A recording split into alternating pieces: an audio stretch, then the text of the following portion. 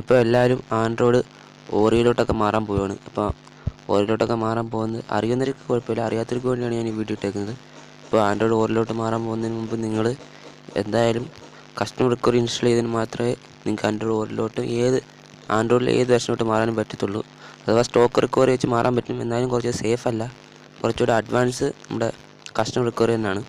അപ്പോൾ customer recovery stock recovery എന്ന് വെച്ച് കഴിഞ്ഞാൽ, സ്റ്റോക്ക് റിക്കവറി എന്ന് വെച്ച് കഴിഞ്ഞാൽ ഫോൺ ഓൾറെഡി ഉള്ളൊരു കമ്പനിക്കാർ നൽകുന്നതാണ്. അപ്പോൾ അത് അഡ്വാൻസ് അല്ല. നമുക്ക് അതിനകത്ത് നമ്മുടെ ഏത് ആൻഡ്രോയിഡിലാണ് പ്രവർത്തിക്കുന്നത് അത് ബാക്കപ്പ് ചെയ്തിടാൻ പറ്റത്തില്ല.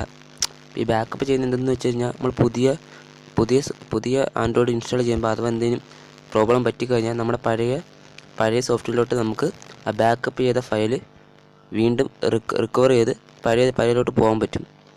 അപ്പോൾ അതിനൊക്കെ നമ്മൾ TWRPയുടെ കസ്റ്റമർ റിക്കവറിയാണ് ഉപയോഗിക്കുന്നത്. പല കസ്റ്റമർ റിക്കവറി ഉണ്ട്, എന്നാലും TWRP ആണ് നല്ലത്. അപ്പോൾ ഇത് നമ്മൾ സാധാരണ ഇൻസ്റ്റാൾ ചെയ്യാമെന്ന് വെച്ച് കഴിഞ്ഞാൽ, നമ്മുടെ മെയിൻ സ്റ്റോക്ക് റിക്കവറിയിൽ TWRPയുടെ ഫയൽ എവിടെന്നെങ്കിലും ഡൗൺലോഡ് ചെയ്തിട്ട് ഫ്ലാഷ് ചെയ്യാറ് പതിവ്. അപ്പം ചിലപ്പോൾ അത് ഒറിജിനൽ ഫയൽ തന്നെ കിട്ടാൻ പറ്റത്തില്ല, ഫ്ലാഷ് ഫീൽഡായി പോകുന്ന കാരണമുണ്ട്. അപ്പോൾ എൻ്റെ പലവട്ടം ഫീൽഡായി ഉള്ളതാണ്. അപ്പം നമ്മുടെ ഫോൺ അനുയോജ്യമായിട്ടുള്ള ഫ്ലാഷ് ഫയൽ നമുക്ക് എവിടെ നമുക്ക് എടുക്കാൻ പറ്റും. പല വെബ്സൈറ്റിലുണ്ട്, അത് വൈറസൊക്കെ കാണും. നിങ്ങൾ അത് എടുക്കാതിരിക്കുകയാണ് നല്ലത്. അപ്പോൾ അതിന് പകരമായിട്ട് നിങ്ങൾ ഈ TWRPയുടെ പുതിയൊരു ആപ്ലിക്കേഷൻ ഉപയോഗിക്കുക. അപ്പോൾ ഇത് ഉപയോഗിച്ച് നിങ്ങൾക്ക് ഈസി ആയിട്ട് നിങ്ങളുടെ ഫോൺ ഫ്ലാഷ് ചെയ്യാൻ പറ്റുന്നതാണ്. അപ്പോൾ ഈ ആപ്ലിക്കേഷൻ ഓപ്പൺ ആയി കഴിഞ്ഞാൽ നിങ്ങളവിടുന്ന് നിങ്ങളുടെ ഏത് ഡിവൈസാണോ സെലക്ട് ചെയ്യുമോ, അതിന് നമുക്ക് റൂട്ട് ആവശ്യമാണ്. ഇപ്പോൾ ഏത് ഫ്ലാഷ് ചെയ്യാനൊക്കെ നമുക്ക് റൂട്ട് മെയിനായിട്ട് ആവശ്യമുള്ള സംഭവമാണ്. അപ്പോൾ ഇവിടെ ഇഷ്ടംപോലെ ഡിവൈസ് ഉണ്ട്. ഇതിനകത്ത് നിന്ന് നിങ്ങളുടെ ഡിവൈസ് കണ്ടുപിടിച്ചിട്ട് സെലക്ട് ചെയ്യുക. ഈ TWRP ആപ്ലിക്കേഷൻ ഓപ്പൺ ആയി കഴിഞ്ഞാൽ ഇപ്പോൾ ഇഷ്ടംപോലെ, ഞാനിപ്പം ജസ്റ്റ് ഒരെണ്ണം സെലക്ട് ചെയ്തിട്ടുണ്ട്.